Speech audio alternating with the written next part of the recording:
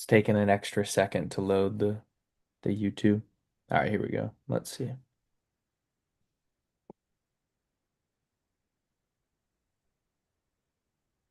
It's taking an extra second to load the There we go. YouTube. Welcome everybody. All right, here we go. Let's to another edition of the Irish Hello. I think we're live on YouTube.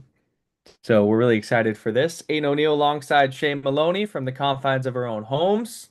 Shay, how we feeling, man? Break is upon us, but sports are rolling. It's awesome. Technology is a wonderful thing. It allows us to do something like this.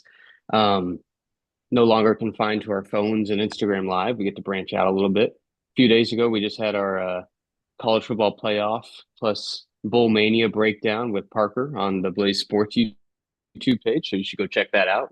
That was going to be like an hour thing and ended up being like a 2 hour thing. So that was fun. That was a lot of fun. It was a good watch. Parker did a fantastic job editing that and putting all together. Some beautiful graphics. And so go watch that and then listen to what we have to say too. I'm excited. Yeah, we're not going to take any credit for that, the editing side of We are that. not. We're not. I One feel of like those where that. we offered to help and then it was just done. So Yeah. props to Parker. Yes. But no, we had a blast talking, and we're gonna break down a lot of the college football playoff as it starts tonight. Alabama and Oklahoma at 7 p.m. Central, I believe. Shay, is that correct? 5 That p.m. is for me correct. here That on is the West correct. Coast. So very excited for that. But I think we need to start with last night's game, Thursday night football, Seahawks Rams. When I was watching this game, I couldn't help but think of that Chiefs Rams regular season game, and That's exactly what I thought. Yeah. I know that was way more high scoring, but rarely do you get a regular season game that is that back and forth and that down to the wire. And the Seahawks, I wrote them off. I told my dad, I said, this game is over. It is over when the defensive tackle, I'm forgetting who exactly it was, got the interception for the Rams. And it was, I believe, halfway through the third quarter. And the only way that the Seahawks were going to win that game is if they had a Rashid Shaheed punt return touchdown and that everything fell into place. So it was a remarkable watch. Yeah, they were down 16 points, and all of a sudden it felt like you flipped a switch and it was a tied ball game. And you had the crazy 2 point conversion in there that had to happen really for that game to get to the point it did. But credit to the Seahawks defense. I mean, the Rams were moving the ball with ease for the entire second half. And that was after a first half where they got it down to the red zone pretty much every time. And then Seattle's defense being able to hold them to a few field goals in the first half, plus their ability to lock in the fourth quarter and three and out, three and out, three and out the Rams offense. That was huge. So the Seahawks put up a lot of points, but it was the defense that really allowed them to settle in and win that football game and get them in a position where they could benefit from the luck of a punt return and benefit from the luck of the 2 point conversion that was incomplete. It was a botched play. The Rams sniffed that out instantaneously. But yet, since it was technically a backwards lateral and Charbonnet went and picked it up in the end zone, I've never seen that before in my life. No. Especially, I mean, Al and Kirk were talking about it on the broadcast, especially for that 2 point conversion to work the way it did Yeah. um, in the situation that not only the game itself was in, but also the two teams playing in the game as big as that with the playoff implications and the one seed online in division in a great environment. I mean, that was the most entertaining 2 point in the middle of the game I've seen. So it was one. I think I don't even know if it's hyperbolic, and I don't even know if it's nearsightedness, recency bias. That's one of the best regular season football games I've ever seen in the NFL, just because of how much was riding on it. Yeah. No, that 2 point conversion attempt, if there was one thing that would encapsulate that the Seahawks were going to somehow win that game, it was that. I mean, if you get the ball to bounce that way, then the Rams at Yeah, that point just knew that they were done. Talking about the Rams side too, like we want to give credit to Sam Darnold. That last drive was so good. I looked to the throw to Cooper Kupp and that catch too with the toe drag. That throw couldn't have been better. Catch couldn't have been better. But on the Rams side, I think this was the Matthew Stafford, I'm the MVP game, and it's over. The race is over. I think Stephen A. I Smith agree. talked about that, and that's how I felt watching the game. And Puka Nacua too.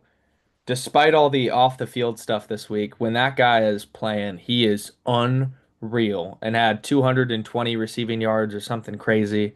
You can line him up in the slot out wide. his emergence has been unreal. Yeah, he's a fantastic receiver, and it needed to be a performance like that when you have Devontae going down with a hamstring injury last weekend, and he's not available for this contest in a short week. And I if the Rams would have won this game, um, then I'm sure we probably don't see Devontae for the rest of the way in the season. Not sure if that changes now that they don't win it. But you're looking at a Rams team and really the NFC West, whoever comes out on top, whether it's the Seahawks or the Niners, or if both of those teams collapse, the Rams could fill in the back. But you're going to have two very good teams with very good records as the 5 and 6 seeds, most likely, possibly even the 7 seed. So the NFC playoff picture is going to look very, very interesting. Very similar to what Sam Darnold, the position he was in last year, where he had a 14-3 Minnesota Vikings team having to go on the road in the first round, um, play at the Rams, which ended up actually being um, at State Farm Stadium in Arizona. And then he gets sacked 9 times, loses the game, and a 14-3 record doesn't end up with any kind of post game or postseason success. And so I feel like that's in the cards for one of these NFC West teams, and that's really unfortunate, but it's the way the cookie crumbles sometimes. And that division has just been that good. Yeah, it's a really good point. I think too, it makes it that much more important with what we know about the NFC South to if you don't win the division to get that 5 seed. Yeah, get the 5 seed. I think the 5 seed competition and the discussion around that is a super big deal because whatever the Philadelphia Eagles are, I understand, but it's still going to Philly and having to win a playoff game against the reigning Super Bowl champions. That is a ginormous difference than playing the Tampa Bay Buccaneers, who seemingly can't win a game, or the Panthers somehow win that division. They play this weekend, so that will be a huge game to determine who wins that division. But what a game that was. And you mentioned the Niners. Now they have control of their own destiny. And looking at the two schedules, I really think that that Week 18 game is going to get flexed to Sunday Night Football, and it's going to Yeah. be a battle for the 1 seed. Yeah, and it should be. And I think I forgot. We were talking about it before the show started. I was like, that game being in week 1 of the season, like you forget the Niners won that game, because the Seahawks have looked so dominant since that point.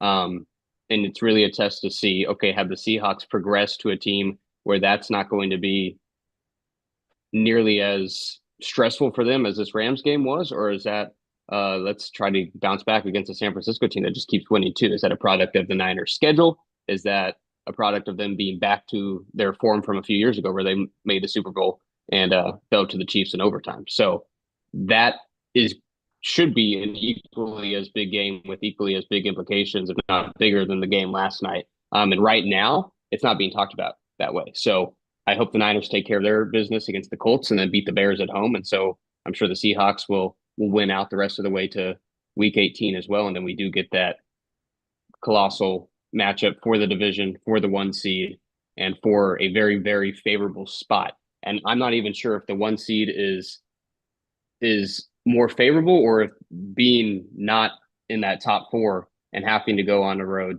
to possibly Philly or Green Bay or whoever it is that comes out of the NFC North, like is that might be less favorable than even getting the 1 seed. So I think it's just a trying to avoid being in that position that the Vikings were in last year. Yes, absolutely. But a lot to pay attention to for the next couple weeks to see how it all unfolds. I want to segue into Major League Baseball just real quick before we get to the college football playoff. There's been trades galore this morning. A big one that shocked me. I know Brandon Lau is the talking point, but Matt Strom, who was a big part of the Phillies bullpen, got traded to the Royals, and they got Jonathan Bolin back in return, who's a good reliever with good advanced stuff. But still, that's if I'm a Philly fan, tough pill to swallow to just let a guy like that walk for a 1-for-1 deal. Yeah, and I saw a report where it's because of disagreement and friction between Strom and the Phillies front office. So this wasn't a trade that was going to happen going into the offseason where it's like, all right, maybe Strom had a really good season. We think he's going to regress. And so let's trade him for a top 30 prospect for some team that needs a really good left-handed reliever. Like it didn't feel like that. First of all, you don't get a top 30 prospect or anything like that. You get a 29-year-old that's really had one season in the majors, really half, two-thirds of a season as a reliever. Had some good stuff, but it's a little concerning that that relationship got to a point where you're trading a guy you probably didn't want to trade or didn't plan on trading at this point. And even then, it's still December. Like you still have a couple months. If that feels like a unrepairable relationship, then I don't think the other 29 teams have to know that, need to know that. I think somebody might have given up a better piece than that. But instead, Philly goes the way of getting a reliever that can just be, like you said, a one for one swap inserted into the Phillies bullpen. So that was interesting. I wasn't expecting Strom to be, I hadn't even heard his name being Yeah. shopped at all.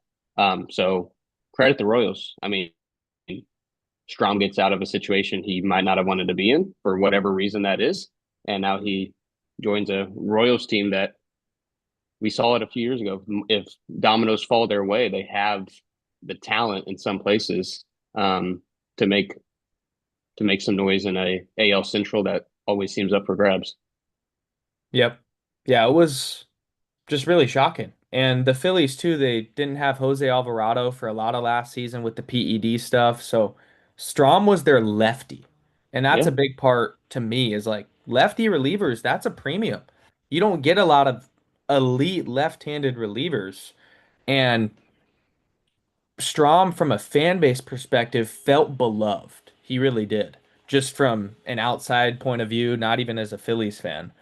So seeing that was quite surprising. Another trade that happened this morning, Shane Baz went to the Baltimore Orioles, and I didn't look at all the details completely in depth, but it looked like the Rays got a pretty good haul in return, four headlined top by 30 Slater prospects. DeBrun, who was a big time prospect, got paid a lot of money, and Baz too has filthy stuff. So the Orioles, they continue to show that they're ready to compete. Yeah, the Orioles gave Slater DeBrun over $4 million, I believe. I because I felt when that name popped up in the trade details, I was like, I feel like they paid a lot of money to get him, to pull him away from his college commitment, and they did. It was over $4 million, way over slot for that position. And not only did they give him to in division Tampa Bay Rays, they gave it three other top 30 guys. First of all, it's red flag immediately when you get a guy from the Rays in general. Just when when the Rays are voluntarily trading you a starting pitcher, the eyebrow raises for me immediately. Especially if the Rays are doing this to a team that's in their division, and you get four top 30 guys away, and it's tough because this is what we've wanted from the Orioles for years.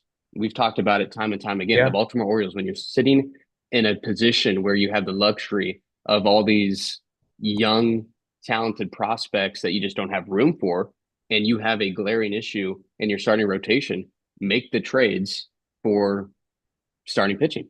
And that's exactly what they did here. I just don't know if it's the right guy. I mean, over the last 5 seasons, he debuted in 2021. So that's 21, 22, 23. Yeah, 5 seasons. He has not even started 60 games total in his career. He was injured all of 23. He finally had a 30 start season last year, and he was very underwhelming. And we were excited for it. Like Shane Baz, we've heard about him for years, and now we finally get to see a full 162 from him. He had an ERA of almost 5. He had a WHIP north of 1.3, well below average starting pitcher. After having 5 years in the Tampa Bay system, and it just felt like he should be further along than he was. And now the Rays seemingly giving up on him. I think that would be very concerning if I was an Orioles fan, especially when I'm trading away four top 30 prospects, including one of my top picks this past year. So I mean, I love the move in terms of this is what they needed to be doing for years, but I don't know if they got the right guy, and this might be a regrettable thing a few years down the road. I agree with you. I think this is the sort of move that you make for more of an established starting pitcher that you know what you're going to get from. And you could even look at Shane Baz and his numbers last season. I mean, he did throw 166 innings, but he had a 4.87 ERA, 1.33 WHIP. Like those numbers aren't jumping off the page as brilliant. And you're right. If the Rays are trading you a pitcher, that means they know something. And for them to get a Yeah. haul like this back, like this just feels, Shay, like a trade and we do this a lot with the Rays where we look back and we're like, how in the world did they pull this off? When maybe Slater DeBrune is a two-time All-Star and there's another guy in Exactly. here that is brilliant. I don't know. Well, and I liked Caden Bodine too, who's in this Yeah. trade. He was the Coastal Carolina catcher. Um, I liked him, and obviously the Orioles can afford to give away a catching prospect. They have a little bit of a stoppage, a blockage there when you're talking about Basayo and Adley and those guys. So, and then they also got, I think they got the Auburn catcher too in the same draft, and we were wondering why they would draft two catchers with some of their top two picks. Yeah. What was his name? Ike Irish, is that his name? Yeah, Yeah, Ike Ike Irish. Irish. They drafted Ike Irish as well. So Caden Bodine, good player, but you trade away a guy like that. I just don't know if you pair him with Slater DeBrune and two up top 30 guys Yeah. for a pitcher It's a that, and lot. it's different. Like the Rays will trade like the Matthew Liberatore trade to the Cardinals. Liberatore was a guy that hadn't broken into the majors yet, and they were just taking a little bit longer than expected after being a top prospect. And the Rays gave up on him then. Baz is different in the fact that he's been in the majors for parts of 5 seasons and still hasn't become what they thought he was going to be. And so that aspect would be a little bit more concerning for me as well. So I don't know. Time will tell.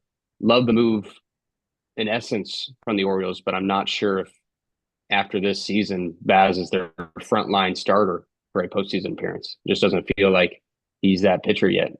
And if the Rays can't do it, can the Orioles do it? Don't know.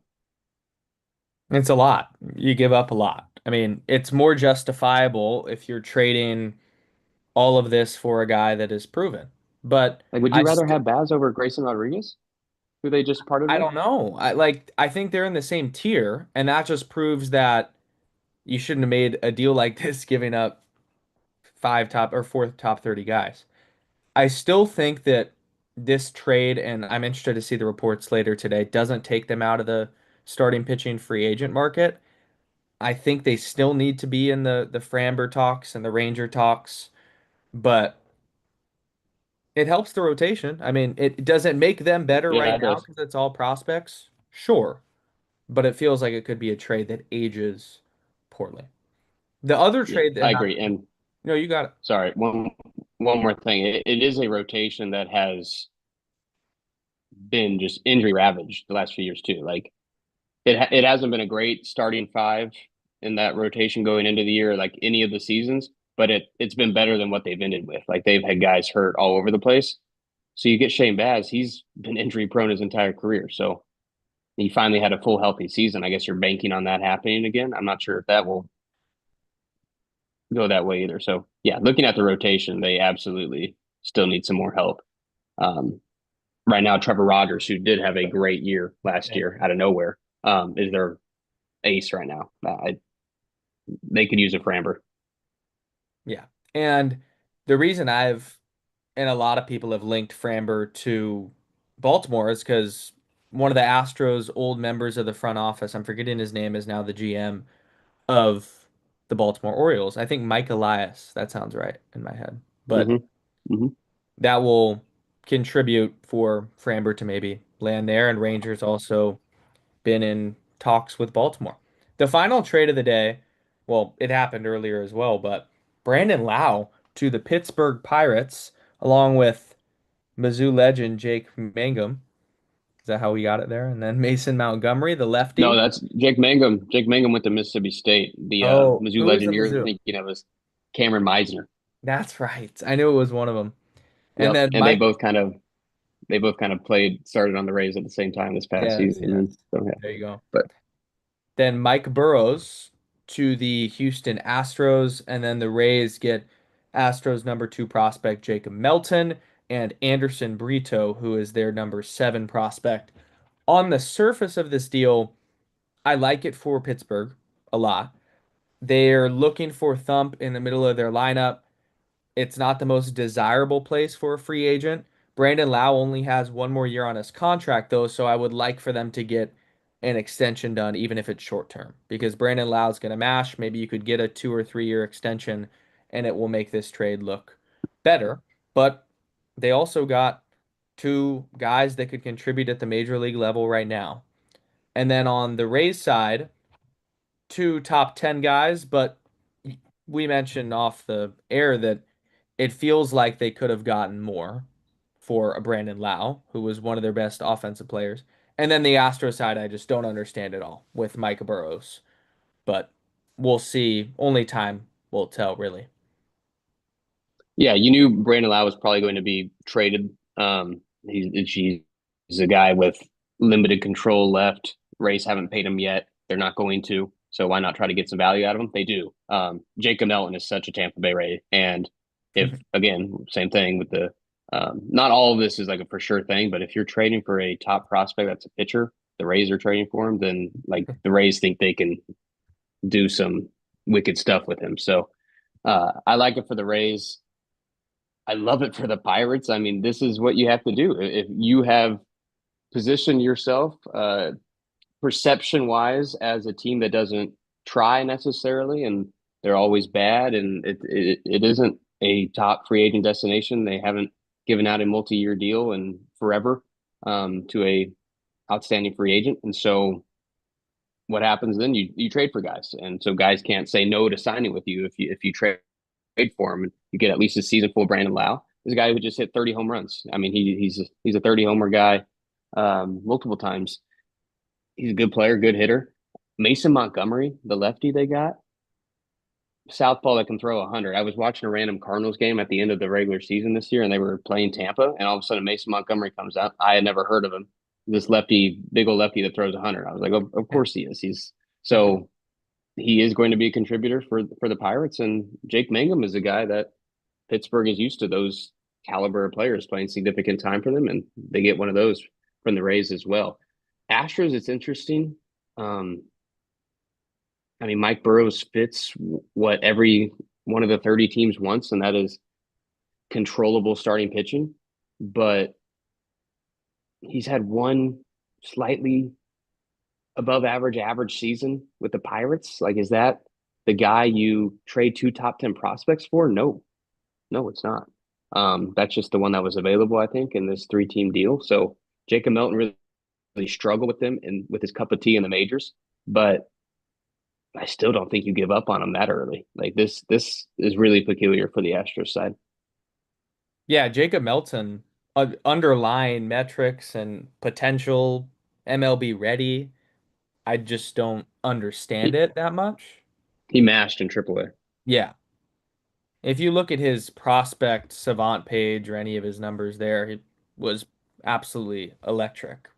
And then Montgomery too, same thing. And then Brito, fastball that's really good, slider that's really good. Those are his two best pitches that kind of play off each other. And if the Rays can figure him out, then it's going to age perfectly. But for the Astros, I was confused. We'll see what Yeah. happens. Burrows, I mean, we're going to see Burrows as one of the five starting pitchers. I mean, that's for sure. If you give up two top 10 prospects, then they think they can rely on him for starting pitcher number three type of production. So I just don't know if they get it. Crazy, especially after losing Framber, they're looking for as much pitching as they can get for a cheaper price, ultimately. Anything else you got before we get into the college football playoff bracket breakdown? That'll take up the majority of our show because we got a lot to chat about. I don't think so. I'm still just waiting for the pin to drop or hoping the pin doesn't drop, I guess, for that Brendan Donovan trade with the Cardinals. A Has lot there of links been with the Mariners. Um, the the majority of reports I see are still that the asking price has been too much, which is good. It should be too much. And so teams at this point in the offseason aren't willing to give the Cardinals the haul that they're asking for. But again, I mean, it's Brendan Donovan. He's been your one of your most consistent, productive players for his first 5 seasons of his career, and he's one of the best second basemen in baseball. So I hope he doesn't get moved, but there was a point there a week, 2 weeks ago where it felt like a foregone conclusion that he was going to get traded. And so I'm glad the steam has died down a little bit, at least from what I've seen. So Yeah. No, it's important that the Cardinals keep their asking price high because when you have a player of that caliber with team control, there's no reason to just move on to move on. Another team I saw linked to Ketel Marte was the Tampa Bay Rays. And it was after the trade of Brandon Lau today. They have the prospects to do it. They have the pitching. I know that's the big chatter around what the D-backs want back for Ketel Marte is starting pitching that's MLB ready. If you look at their rotation at the moment, it is really interesting with a lot of Yeah, question marks. So yeah, it's I'm intrigued lackluster. to see what happens with Ketel. Well, Cattell would be perfect for the Rays because I believe he's got a very Workable, yeah. Contract. swallowable contract, right? Yep. Oh yeah, no. This is so doable for the Rays. He's locked up for the next 5 seasons. In the first 2 years, it's 15 million and 12 million, and Yep. then the highest it broaches is 22 each of the last 2 years. I mean, that's ridiculous value. So, props to the D-backs for that. When was that deal? I believe a couple Was it of a couple years of ago. seasons ago? Yeah, that's a fantastic deal for the D-backs, and so they should ask for a lot because you're not only giving up Ketel Marte. Speaking of best second baseman in baseball, you're giving up one of the more valuable or contracts that hold the most value in baseball. Yep. So Absolutely. And I think that even if the Donovan's team is dying down, it is a foregone conclusion that Ketel Marte will be dealt. I really do believe that. So we'll see. If they end up holding on to him, that would be interesting. They've been linked to Alex Bregman. So the D-backs are always a wild card. You don't really know where they're gonna go. take a direction. Yeah, seriously. All right, let's move on to college football. We've had some fun bowl games over the last couple of days. But tonight is when it all begins, the college football playoff. And arguably, Shay, I think tonight might be the best game of the first round. Alabama, Oklahoma, just because of how competitive it is. Tomorrow morning, Miami, Texas A&M will also be amazing. But this game, Alabama is looking to bounce back against an Oklahoma team that had their number earlier this season in a really close game. Alabama and the sentiment around them is they should have been left out of the playoffs. So the storylines really fuel this one. Yeah, I agree with the offenses that A&M and Miami present tomorrow morning. You can more picture that game going, let's say, 2 to 3 touchdown win for one of the teams. I'd be surprised if it was that big of a margin, but tonight's going to be close because of the defense that Oklahoma shows. Um, And so it's the third time's the charm possibility for Alabama. They lose to a terrible Oklahoma team last year on the road in Norman, and that really, at the end of the season, prevents them from getting into the playoff. They're one of the first teams left out with that third loss. This year they get in.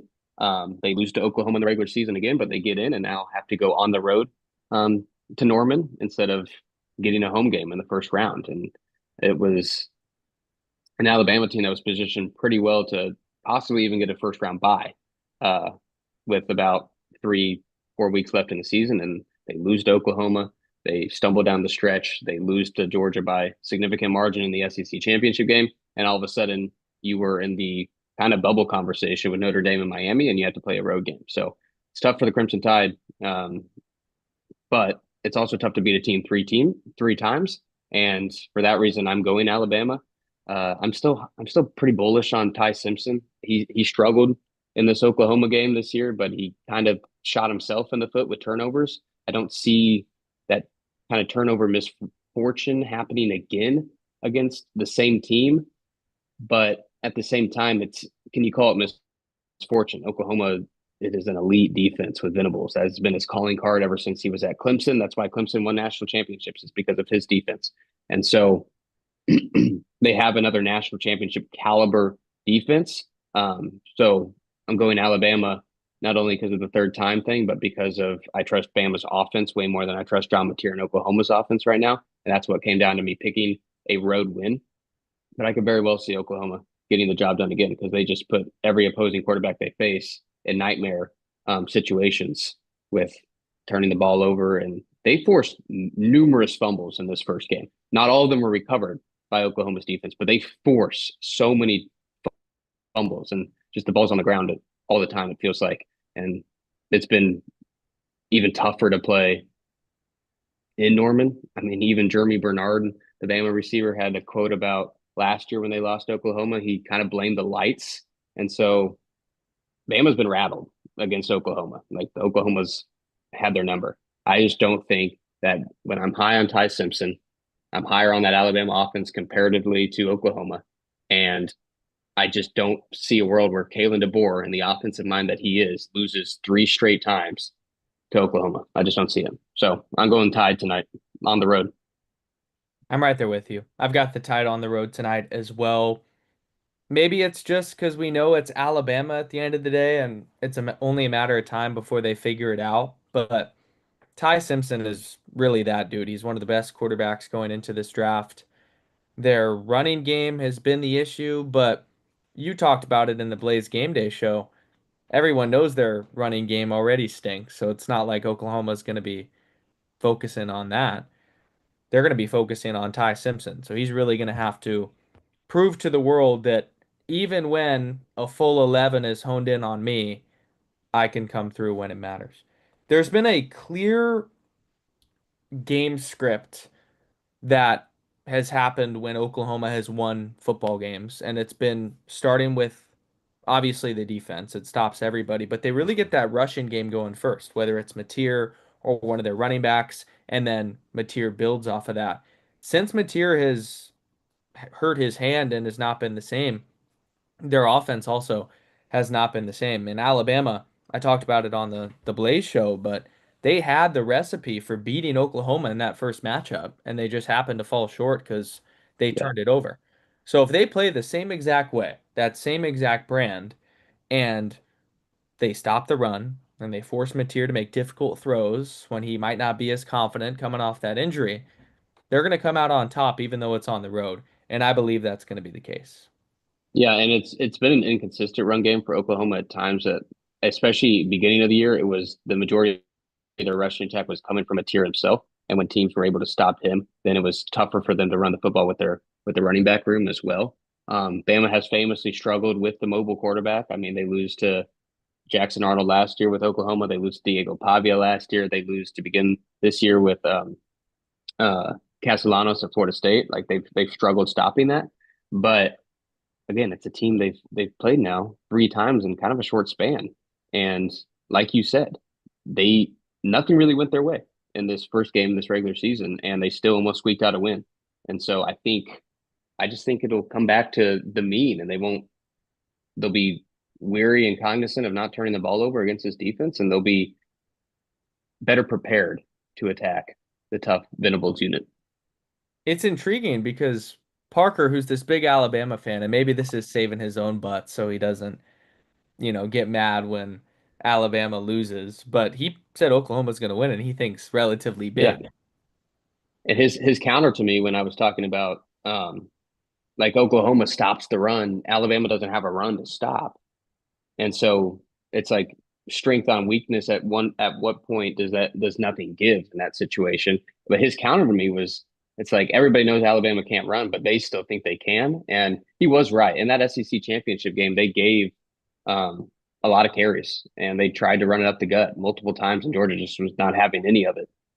Even with a cover 2 look playing deep against the passing game. And so he is right. They have tried to establish the run, and then the when they had at Mizzou earlier this year, they ran the ball better than they had in a lot of games. And the win against Vanderbilt was, I think, might have been their only time this year in conference play where they had a 100-yard rusher.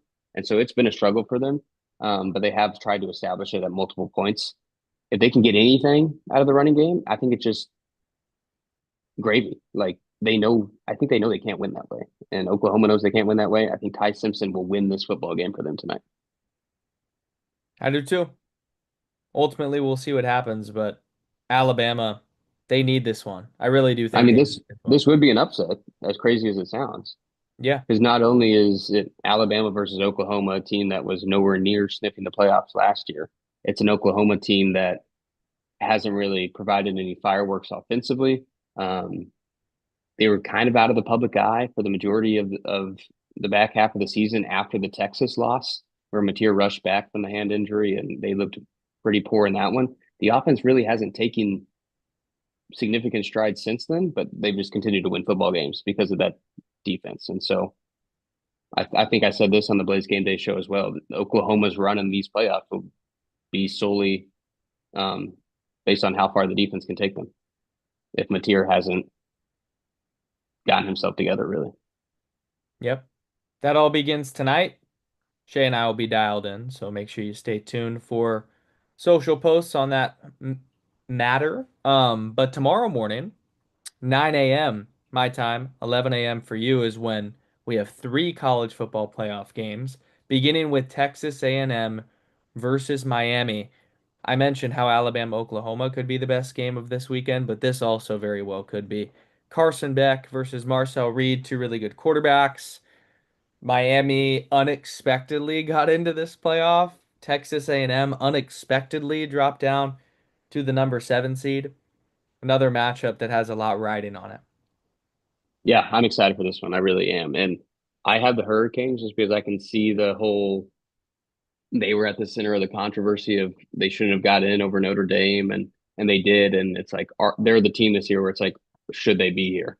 Yeah. Um well them and the group of five teams, but that's for a completely different reason. Miami's actually got a shot to knock um A&M off and it's on the road in a very tough place to play. And you brought up the point of like in the ACC, Miami doesn't really play in those environments.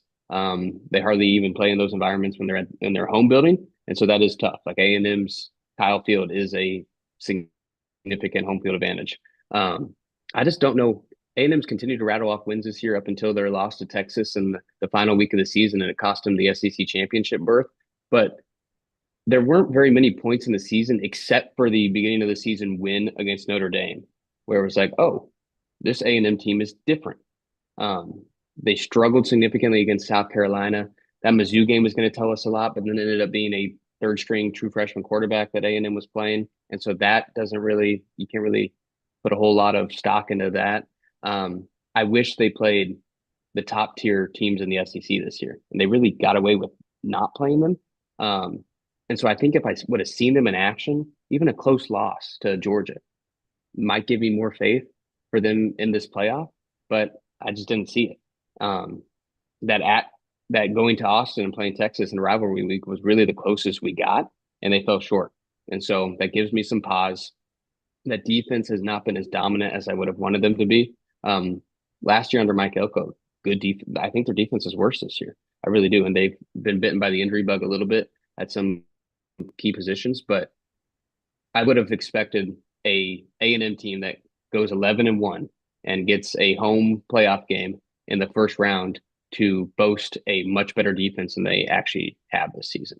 And that's another big reason why I'm picking Miami. If Miami, same thing with Alabama, they don't shoot themselves in the foot, they haven't lost a football game.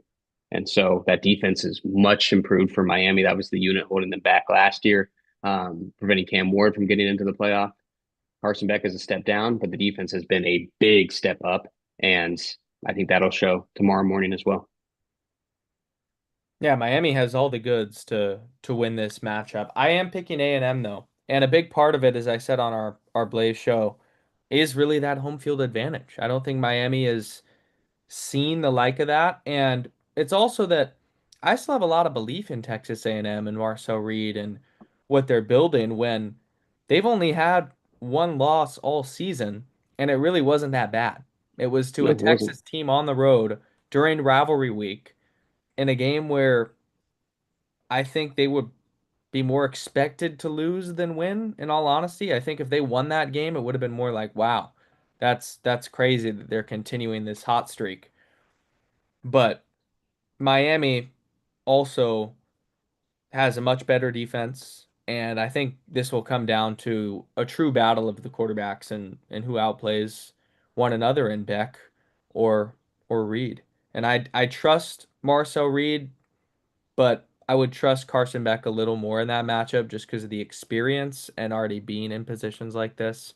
It was the home field advantage that pushed it over the top for me to pick the Aggies. He's such an interesting case because he's obviously oozing with talent. I mean, he was pretty highly regarded coming out of high school. He really outshone a former five-star top recruit in Connor Yeah. Wegman last year. And partly this was some injury, but also because he was playing better and he really stole that job from him a season ago when Wegman transferred out. Like Wegman knew he was going to lose the job, and I think everybody in that A&M building knew Marcel Reed was the guy. He wins the job, and he's very dynamic. But he'll have games where I mean, the offense excels still, but he's got like a sub 50% completion percentage. Like he's not the most accurate quarterback. He's not the most polished and refined quarterback, and that's fine. We've seen guys have success being that run and gun slinger type, dynamic type. It's just against a Miami secondary in particular because they always have dogs on the defensive line. I mean, that's been part of Miami's identity forever. That secondary was just Swiss cheese last year. That is what has greatly improved this season. And it'll be one of the better secondaries Marcel has faced this season. And so interested to see how he does against that. Yeah, A&M got away with not having to play those top dogs in the SEC. It felt like the schedule unfolded in a perfect way for them to It get to the did. playoff. So And they for kind of them, got, and we need to talk about this again. I think they got punished. I mean, Ole Miss being ahead of them is yeah. a joke. They have a better strength of schedule than Ole Miss. Same record. Ole Miss doesn't have their head coach, which we were both on the boat. You shouldn't punish Ole Miss for that, but you punished A&M by putting them behind, and Ole Miss now gets to host a Tulane team that they already crushed in the regular season, whereas A&M has to play Miami, who's, I mean, Miami, we would all have Miami beating Tulane if that was the matchup. Oh yeah. I think whoever ultimately was going to play Tulane, we probably would have picked just because of that talent discrepancy between these top dogs and those group of five teams. But Shay's got Miami, I've got A&M. That shows it's going to be a toss-up.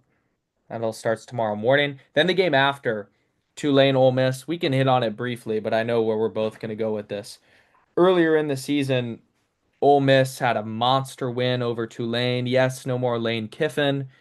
There's a lot of drama around Ole Miss's program with P. Golding now at the helm, but they're still just physically stronger and physically more dominant and are better in every way, as as harsh as that might sound from Tulane's side. They got to It's go true. on the road. They're 19-point dogs. This will not be an upset. I think Ole Miss wins pretty big. Yeah, I think, and Parker thinks this will be a closer game than people expect, and I could see that only if like the departure of Lane Kiffin is that big of a deal, which it very well could be. But you keep bringing up the point, and it's a good one. Is like you can't undersell the energy and the will in that locker room now after all the noise of their head coach leaving for an SEC rival before the playoffs. Like this has been their best shot of a title in a long, long time, and he leaves in that midst, and it's just like that locker room knows all that, and they want to win, and they want to win in spite of in Lane Kiffin, and I think there's Lane Kiffin was trying to push the narrative that like the players want him to stay as well. And I think the truth has come out more of a situation where it's going to be that let's show that we don't need Lane Kiffin as our head coach and go on a run here. And I think that will overpower, especially in this Tulane game, that's going to overpower any shortcomings that Pete Golding might have. And so I don't see Tulane pulling this off at all. And although I think that Ole Miss is going to go on a longer run than most, I think everyone can agree like that first game after your coach gets fired at home against a group of five team, like the way that all the dots are aligning, it just feels like it's an Ole Miss statement. Just Yeah, we're here. yeah. And on the other side, that's a lame duck head coach on the other side. Like Yeah. Summerall's leaving, and so I don't know. He in a press conference a couple days ago was talking about how it's just been so weird having to like balance two jobs, like preparing for the college football playoff, but also try to get your staff and recruits in order in Florida. You shouldn't have to balance crap. Like you have a team in the playoff. Focus on that. And for that exact reason, I don't see them doing anything either. And James Madison's in the same position. Chesney's going to UCLA. So it's Yep, weird. it's the Weird era. carousel. So later that night, Oregon plays James Madison. That'll be, well, I guess it's not really a night game for Oregon. It's a 4:30 local time start, but it gets dark in the Pacific Northwest this time of year pretty soon, so that's good. But against James Madison, group of five team that's been 12-1 this season, they've shown a lot of potential with their offense, especially. They score a lot of points, but Oregon has had, I think, an underrated season in the Big Ten just because of Indiana and Ohio State playing in the championship game. And for all those reasons, for another world where Oregon is just better at a lot of things, I think they're also going to win big. Yeah, I think Oregon has been this like offensive minded team for so long, like even going all the way back to the Marcus Mariota days where you just kind of expect Oregon to put up points. And last year they were kind of that kind of team too, and they get blown out in the Rose Bowl. And the defense is elite this year, is what I'm getting to. Is like the defense is very, very good. One of the best defensive teams in the entire country. Um, and I think this is going to we'll see later, but this is going to carry them pretty far into the playoffs for me. I have them beating Texas Tech next round. Like it's all because of the defense. They do not allow teams to run on them. Um, their secondary is good as well, and that's right. If we want to get into the nitty gritty of an Oregon versus James Madison matchup, which probably doesn't matter, but James Madison is built on the run. Um, that's why they've been so good this year. They've just been able to overpower everybody in the trenches and run all over them, or it's not going to happen on the road at Oregon. And a lot of teams that aren't named James Madison that can run the football well in the power conferences can't do that against Oregon either. So got the Ducks winning, I think, pretty handily in this one at home. Yeah. So hard to win at Autzen too. There's got to be a billion things that go right for James Madison to win this football game. But Yeah. you want the parity. I mean, we wouldn't mind if Tulane won or James Madison won. It'd be good for the sport, especially because Yeah. For all the talk, yeah, that would be. there's a lot of figureheads, including Joel Klatt, that are saying that it's a joke that these group of five teams are in, and a lot of chatter. But I would expect even more change after this year's playoff going into next season, just because nobody can be satisfied with the current format and anything. You always want change. You're never going to make 100% of people happy. So, No. especially when this much money is being dealt. Yeah, absolutely. So those are the three games tomorrow. We've got the one tonight. I'm thinking, Shay, we just jump instead of doing our whole bracket like we did in the Blaze show, we could just jump to who we think's going to win the national championship and why. And then from that point on, we'll touch on some stuff we might have missed. So you can go ahead and begin with your pick. Yeah, I have Ohio State going back to back. I have them beating Miami would be my quarterfinal matchup, and then I have them taking on Georgia in the semis and getting it done over Georgia. That was a tough one for me, just because we've seen Georgia do it. We've seen them go back to back in recent years, and they always have the defense to do it. I just don't trust their offense as much as I usually do. Gunnar Stockton's been good, but there's a ceiling with him that they might not have had with the offensive personnel they've had in those years that they went back to back. Like those years, they could just run for what felt like 300 yards every game, and they can't really do that either. And so that's not Gunnar Stockton's fault at all. But it's been a little bit of a restrained offense compared to the really, really good Georgia teams, and that is what ultimately had me going Ohio State. It's also an Ohio State defense that allows well under 10 points a game to their opponents. It's the number one scoring defense in the country.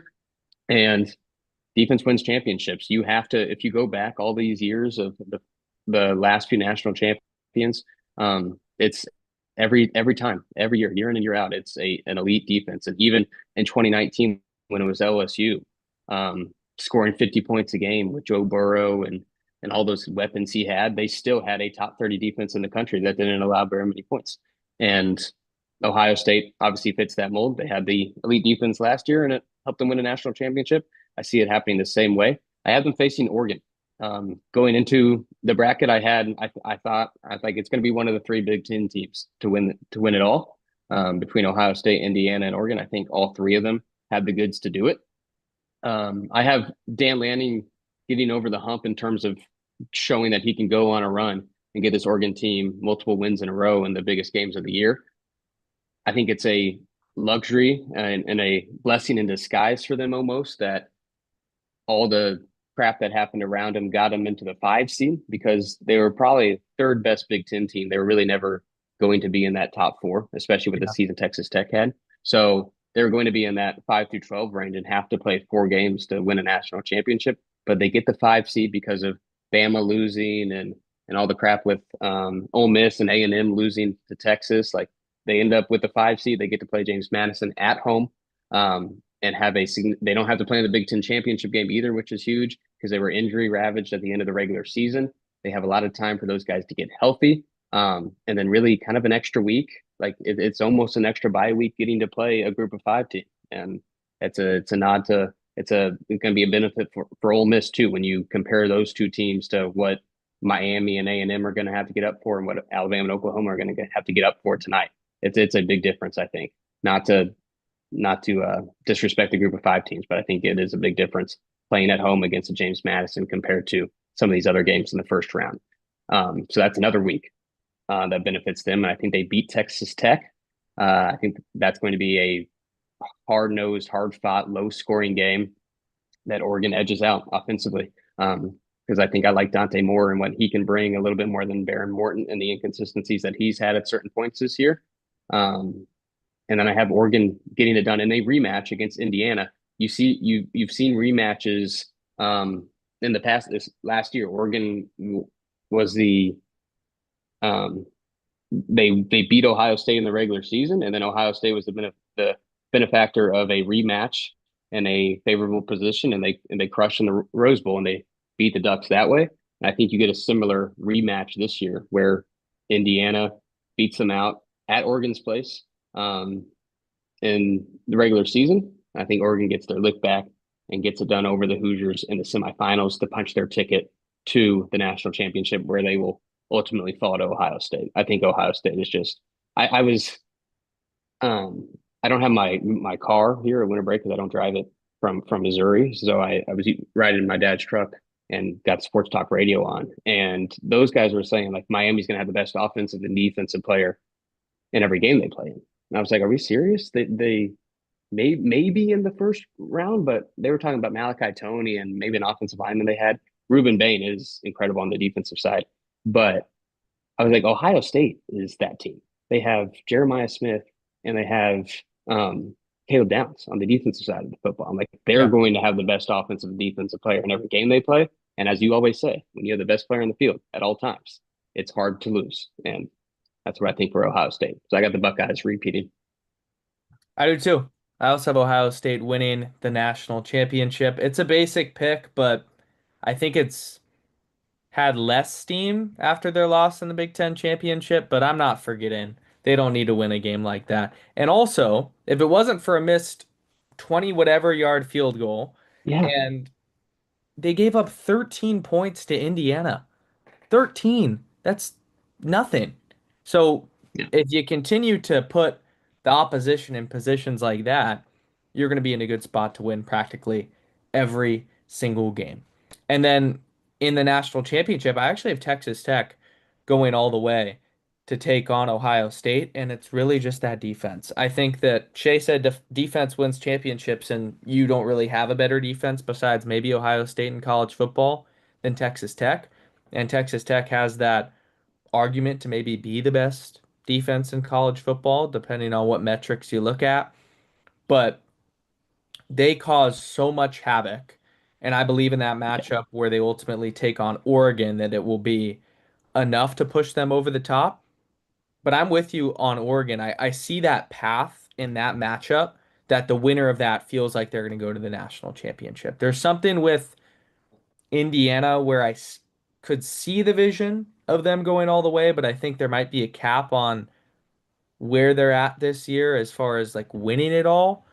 That Big Ten championship and Fernando Mendoza's speech and that segueing into him winning the Heisman Trophy, I think I think a team You can only think have that so felt like much. the pinnacle? Yeah, I think a team can only have so much maybe in one season. It'd be pretty crazy if it Yeah. was Big Ten championship, Heisman, national championship. I But had the same feeling as looking at the bracket in front of me, and I was like, I don't really want to have this all filled out and Indiana be my national champion. And I couldn't really figure out if that was just because of what Indiana is still in our heads and a lot of people's heads. And it could be like it takes a while to kind of rinse that stink off a team that was just bad year in and year out. And it almost feels too good to believe and too good to be true this quickly what Cignetti has done. But I mean, they just won the Big Ten over the team that we just had as our national champion. So like they are real. It just Yeah, doesn't really feel like with all the good teams in this bracket and all the good teams this year, it doesn't really feel as feasible them winning the national championship this quickly. yes. And that's not to say Signetti won't get one before it's all said and done, but it feels a little bit too fast, too premature this year. That was a big part of it for me too. So I had Indiana drop in to Texas Tech. Yeah, that's at the top of the bracket. And then I actually had Ole Miss upsetting Georgia in the next round, just right in that kind of underdog mojo, like trying to prove Lane Kiffin and the public wrong and pulling out a win against the Georgia team that they played really close earlier in the season. And I'm not as They high on did. Georgia this year, even after that SEC championship, not ignoring what we've watched for 12 games. It's felt a little bit different, not that same dominance. So I've Ole Miss moving on in that one, and then Ohio State beating Ole Miss. And then in the championship, as I mentioned, Ohio State beating Texas Tech. They're simply just the best team in the country. That didn't change when they lost to Indiana. That didn't change. They were still the best team in the country, and the ball just didn't bounce their way. And I don't think that that will happen again because when you consistently play good football and you consistently are the best, there's so many things I think, and I even think this with how loaded the bracket is this year. I think there has to a lot of things have to go wrong for Ohio State to lose to anybody. A lot. I think a lot went wrong against Indiana for them to lose, and they lost by three. Mhm. Yeah, I agree. And I brought up the rematch of Indiana Oregon in the semis and why I had Oregon moving on. If we end up getting Indiana to the Natty versus Ohio State and it's another rematch, Indiana's not beating them twice. No. And I've beaten them back to back times. And so I am pretty confident Ohio State is my champion. And a lot of that is because I'm lower on Georgia's offensive potential this year, especially against a Ohio State defense. That would be, I think, a bad matchup for them. And who knows, maybe Georgia can do the same thing that Indiana just did and hold Ohio State to low points and squeak out a win. That's very possible. Parker had Georgia as his national champions. Um, I just have more trust in Ohio State winning a football game after 4 quarters. Texas Tech, I could very well see too. That Texas Tech Oregon game, the quarterfinals is going to be awesome, and Yeah. it's really going to be a tipping point in this playoff. Um, their defense is just they're somehow so good at forcing turnovers. They're always in the right spots. They have the personnel that are just ball hawkers. Rodriguez forces a fumble every game, it feels like. That into the Big 12 championship game, it felt like BYU was trying to turn the ball over. Like that's how easy these interceptions were coming. Hmm. It's ridiculous. They're just always in the right spot at the right time. And because of not only the turnovers, but also you have Bailey and company on the defensive line that just get home and sack the opposing quarterback time and time again. Like it is, their defense is just a big play machine. Like you talk about offenses being like we can make big plays and come back in a hurry. Like that defense has that kind of potential for Texas Tech in a way like you don't see very often. Like Ohio State and Indiana and even Oregon's defenses are different. Like they don't allow any big plays. They don't allow you to run on them and they just like churn you out, make your life hell. Texas Tech, they might allow a big play, but then they're getting an interception. Yeah. Like they have the ability for their defense to take over a game in a way you really only see from offenses. And so they're a very fun team. And I'm wondering how that style is going to fit when you're playing the best teams in the country week after week if they move on from their first round matchup. Yeah. I think absolutely that will be the best quarterfinal matchup that we see. Texas Tech, Oregon. I think They're all that's going to the be one. so good too. They're all going to be so good. But I think also because, both of us have the winner of that going to the national championship, that just shows Yeah, how big no, it I is. agree that that'll be the game I'm making sure I'm on the couch Yeah. for sure. But Shay and I, we both have Ohio State. It's basic having them go back to back, but It's easy to say that when you look at the metrics and you think about Jeremiah Smith and you think about Caleb Downs and you think about just everybody that they have. Well, and they didn't need any kind of adversity or loss to like fuel them into a national championship run, and they got it anyway. Like they lose the Big Ten championship game, they get an uptick in doubters, and like that's what happened last year. They get a chip on their shoulder, and the next thing you know, they're winning the national championship, Yeah. winning 4 games in a row. Like they didn't need that this year, and they got it anyways. And so that'd be scary for other teams. Very scary. Yeah, on one of our shows before we went to break, you said, I think it would benefit Ohio State if this game was close. You just said close. And they ended up I did. losing. Yeah, So I did. that's even more of a benefit. All starts tonight, Yeah, 5 p.m., Alabama, Oklahoma. It'll set the stage for the rest of the matchups that happen tomorrow. I think that's all I got, Shay. I mean, we got a bowl game going on right now. NC State up on Memphis, 7-0. 8 minutes left in the first quarter. That's a good one, but best time of year. This is it peak right is. now. It's the holidays. It's amazing sports. NFL's in a great spot. College football. So, I'm Yeah, before I we like go this off. window of time where NFL is wrapping up, and you get the like just big college football game after big college football game to kind of ease your way into the NFL playoffs. So Yeah, it's a very fun time. it is. When you're into everything like Shay and I, you could watch a game every day. So it's pretty cool. Yeah. One thing that I was thinking about this morning, I'm worried about Kenny Dillingham before we go off. I'm getting worried, Shay. This I just is thought we'd have finality by now in yeah, either direction. I thought we would have. I thought Michigan was hiring their coach last weekend, no matter if it was Dillingham or anybody. And you hear the Dillingham smoke that really picked up like wildfire. It was crazy. And then all of a sudden you get the rumors about a um, raise for Kenny Dillingham and a reworked contract to get him to stay, like you've seen with all these other coaches this cycle. And we don't even have finality on that. And so that is concerning. The fact that that was brought up, but then there's very obviously a disagreement there. Um, and Dillingham like has reaffirmed his commitment to Arizona, but like when does the dollar figure get too much for Arizona State to retain him? Because Michigan can absolutely beat out most offers, really any offer, but they can get to a point where ASU's highest offer still looks like it would be stupid for him to not take the Michigan offer. Like that's the kind of money we're talking about here. And the fact that Michigan has stayed patient throughout all this instead of announcing a Jesse Minter hiring or something, or instead of getting one of these other guys, like that could either be we're waiting on Kalen DeBoer's season to finish.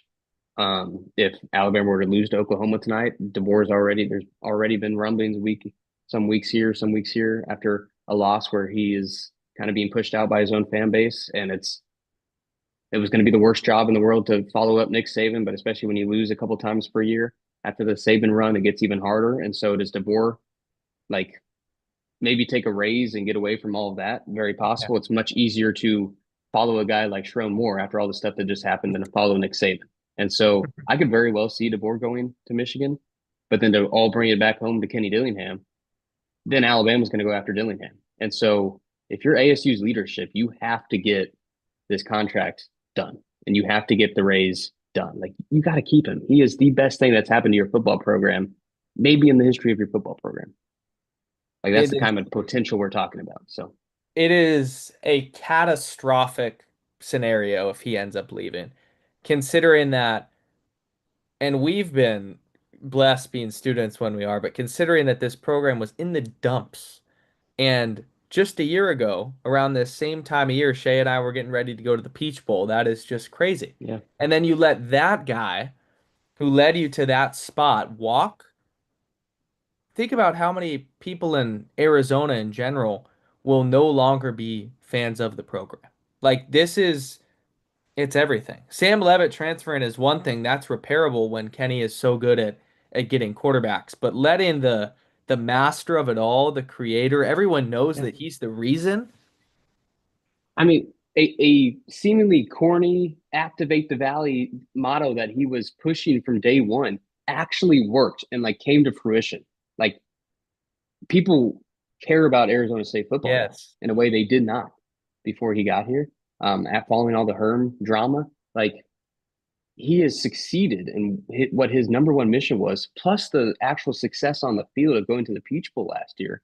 Like it's been unreal what he's done in such a short period of time at his alma mater, where he's from. Like he is the poster child for what every program is trying to chase. Um, in terms of getting their fan base on board, getting the success on the field so quickly, like it is what everybody wants. And Arizona State has it. It would be silly for them not to do anything in their power, everything in their power to keep him in Tempe. We're gonna keep watching, keep refreshing, but I'm getting a little more nervous. And Marty this morning sent us something that like Sunday is gonna we'll know a lot more Yeah. about where it's at. It's Like it's a it's nightmare scenario. like how many college football judgment days have we had already? I mean, you had the big day where Lane Kiffin goes to LSU and that pushes all the Yes. dominoes of some rolling out of Florida. Oh, what's Auburn going to do? They get goalish. Well, now what's Arkansas going to do? And no fan base seems to be happy. It's You're going to get maybe another day like that. So, We'll be watching and we'll be keeping you all updated, but another fun edition of the Irish Hello. I encourage everybody who's watching or watching this back on our social media, tune into college football. A lot of fun games this weekend, and this entire playoff is going to be must see TV, as Shay puts it. Two words. the product is going to be great this year. I mean, especially I know a lot of people are not stoked about James Madison and Tulane both being in this and possibly getting two blowouts in the first round. It's like even if we do, we could get four blowouts in the first round. All the games after that are going to be ridiculously good. Oh my And God. so Every one of them. everyone, and even like, okay, and I will remind people that one of the supposed blowouts last year was the game we were at in Atlanta, ASU Yes. versus Texas, and that ended up being the best. I mean, that's the best football game I've ever been at in person. Yes. And That'll a go down top. as one of the better. That'll go down as one of the better college football games ever. Um, and that was not supposed to be anything near that, and it didn't start out as anything near that. So if Tulane goes down two touchdowns tomorrow, like don't turn your TV off. You know, No, no. And everyone at Arizona State knew about a Cam Scattaboo, but there could be a player on Tulane that we don't know about right now, and here he yeah, is on the big stage. That's what it's all about. All right, man. Had a good time. I'm excited. We'll do I'm this excited. again, hopefully one more Always a time pleasure. over break. Always a pleasure. Yeah, for sure. But for Shay Maloney, I'm Aiden O'Neill. Thank you all for tuning in, and we'll see you all next time. I'm gonna figure out how to stop this